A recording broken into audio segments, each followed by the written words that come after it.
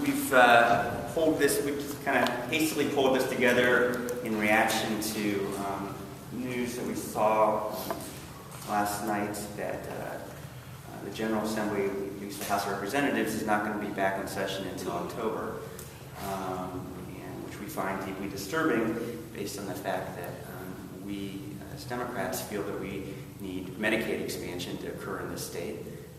We've heard basically kind of abstract promise after abstract promise over the last 6 months about that Republicans are going to work on developing Medicaid reform.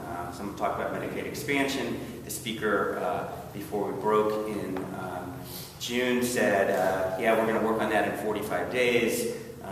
Finance Chairman has talked about mid-September, and that there's going to be hearings all throughout August, that we're going to work hard on Medicaid expansion and Medicaid reform, and we've seen nothing. The only thing we have seen is a bill that would basically gut and slash and not cut the knees out from under Medicaid in the state of Ohio, Representative Becker's bill. It's the only bill we've seen come out of the Republican House, the General Assembly. And so we find that deeply disturbing. We've got 250 to 300,000 Ohioans who are going to benefit from Medicaid expansion. You guys all know the arguments, right? We've talked about them. The advocates have talked about it consistently over the last 9 months. We've even had the governor and his staff talk about them consistently over the last 9 months in Columbus. And Republicans are just sitting on their hands, and we're frankly tired of it. And while we think that we have gone out of our way, I think Democrats have gone out of our way to cooperate, to go through these reform committee hearings and sit on panels before we broke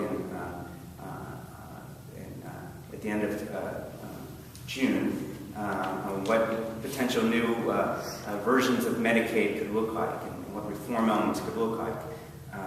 I think I've sat in over 60 hours of hearings, just myself, on Medicaid issues over the last 9 months.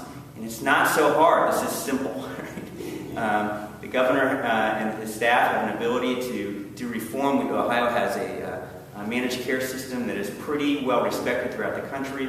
And we've had testimony after testimony after testimony that this will bring health care to people who need it, add jobs to the Ohio economy, and probably save money in the long term. So, again, I'm just going to tell you this, and I'm going to turn it over to my colleagues, but we are just deeply disturbed that the House of Representatives and the Republican leadership are doing nothing on Medicaid expansion. That'll turn it over to